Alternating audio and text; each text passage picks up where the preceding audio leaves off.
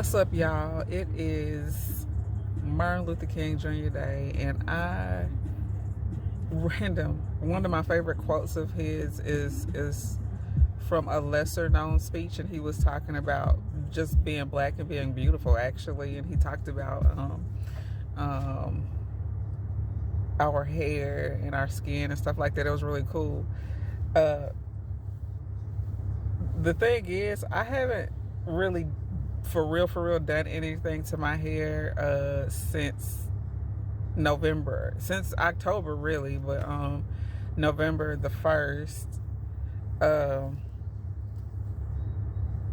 just due to the healing process and everything that I have been going through. I've just been focused on getting as healthy as I can, and just dealing with that. And so I really was wanting to go to this new hair salon that's opening, but they're not open yet. And I'm probably going to have to cut my hair, and I don't really want to do that myself. So that's another layer to like me trying to decide what I want to do with my hair each day. So I just have been wearing hats. But for the holiday, for the Martin Luther King holiday, I thought about that quote, and I thought about like just picking my hair out today and maybe trimming it myself. Of course, it wouldn't be like an even trim or anything, but just some of these ends that ain't looking good. I'm thinking about doing that. I don't know. But I'm just recording right now because I'm waiting on my mama now to come out the stove. And I didn't have anything else to do, so I just was sitting here thinking, like, I'll record just in case I decide to do it. This will be my intro for my vlog of me picking my hair out and possibly even trimming it. I don't know, because I'm just thinking about my hair today because of Martin Luther King. I don't know, it's true. But hold tight, let's see what happens. In your life's blueprint should be a deep belief in your own dignity, your own worth, and your own somebodyness. Don't allow anybody to make you feel that you are nobody.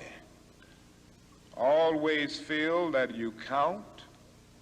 Always feel that you have worth, and always feel that your life has ultimate significance. Now that means that you should not be ashamed of your color. You know, it's very unfortunate that in so many instances our society has placed a stigma on the Negro's color. And you know, there are some Negroes who are ashamed of themselves.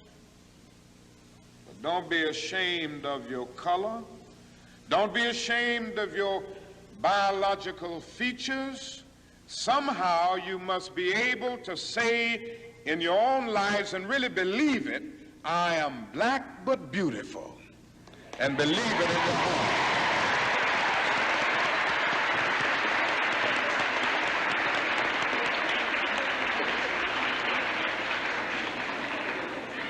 And therefore, you need not be lured into purchasing cosmetics advertised to make you lighter. Neither do you need to process your hair to make it appear straight. I have good hair, and it is as good as anybody else's hair in the world, and we've got to believe that.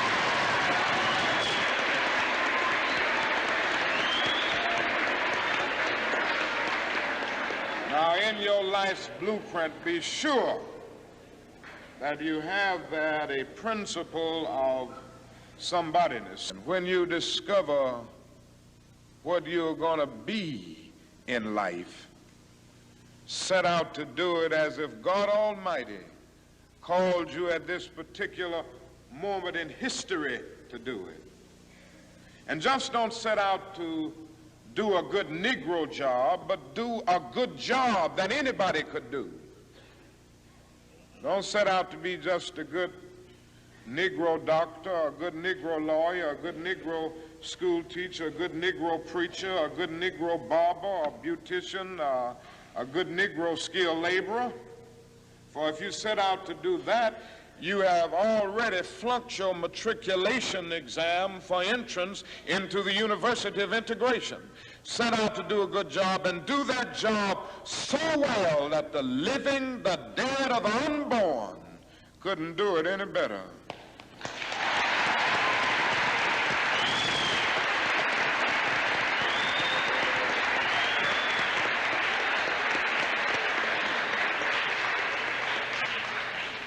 If it falls your lot to be a street sweeper, sweep streets like Michelangelo painted pictures, sweep streets like Beethoven composed music, sweep streets like Leontine Price sings before the Metropolitan Opera, and sweep streets like Shakespeare wrote poetry. Sweep streets so well that all the host of heaven and earth will have to pause and say, here lived a great street sweeper who swept his job well.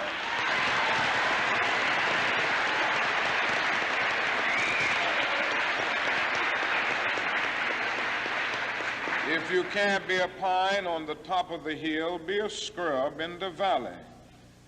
But be the best little scrub on the side of the rill.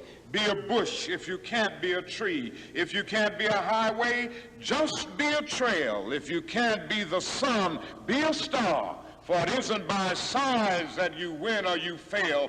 Be the best of whatever you are.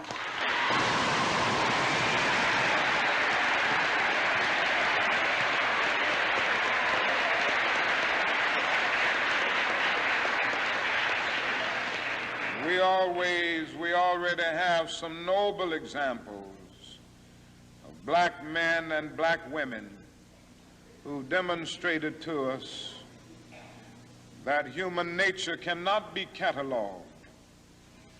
They in their own lives have walked through long and desolate nights of oppression, and yet they've risen up and plunged against cloud-filled nights of affliction, new and blazing stars of inspiration.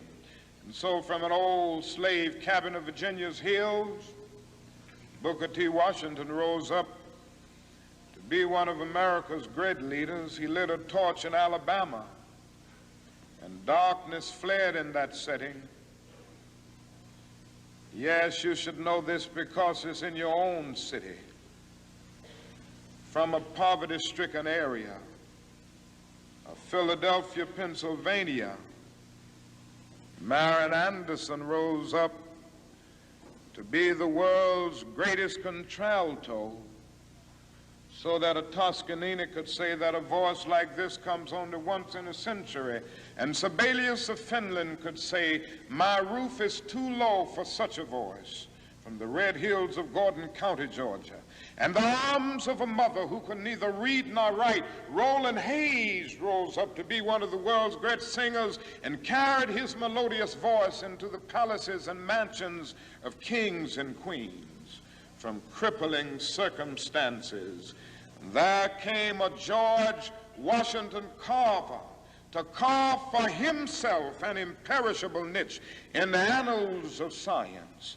There was a star in the diplomatic sky, and then came Ralph Bunce, the grandson of a slave preacher, and he reached up and grabbed it and allowed it to shine in his life with all of its scintillating beauty. There was a star in the athletic sky.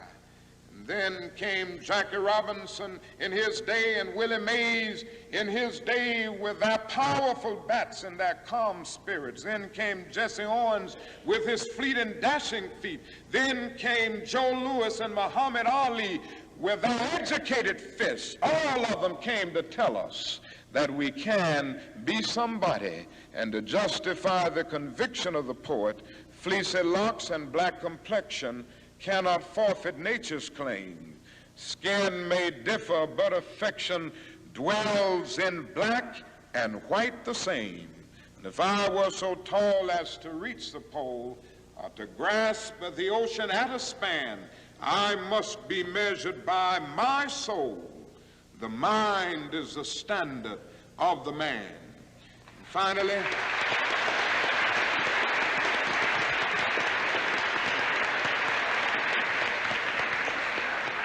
finally, in your life's blueprint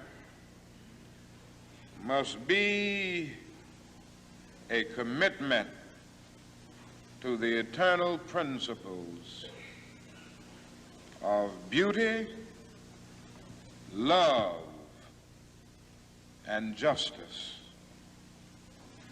Don't allow anybody to pull you so low as to make you hate them. Don't allow anybody to cause you to lose your self-respect to the point that you do not struggle for justice.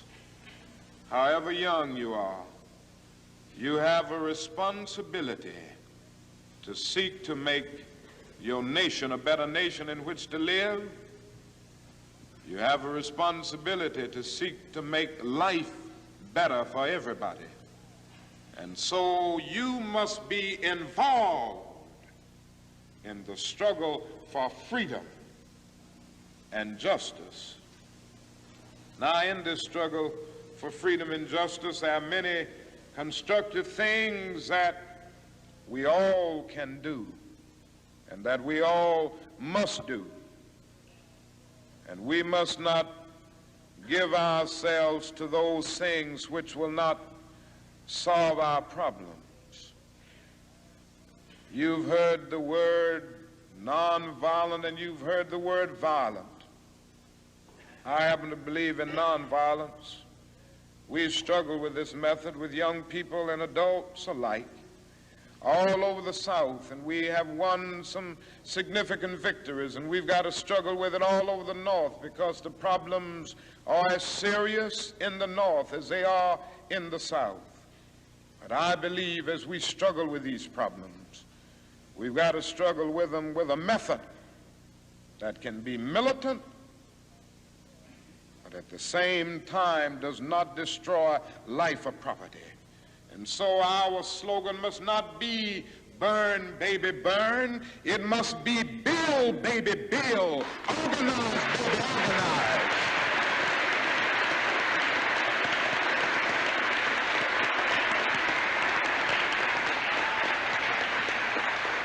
Yes, our slogan must be learn, baby, learn, so that we can earn, baby, earn.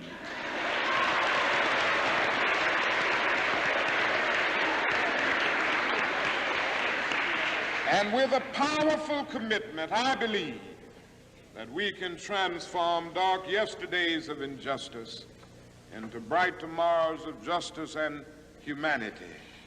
Let us keep going toward the goal of selfhood, toward the realization of the dream of brotherhood, and toward the realization of the dream of understanding goodwill. Let nobody stop us. I close by quoting once more the man that the young lady quoted, that magnificent black bard who has now passed on, Langston Hughes. One day he wrote a poem entitled Mother to Son. The mother didn't always have her grammar right, but she uttered words of great symbolic profundity.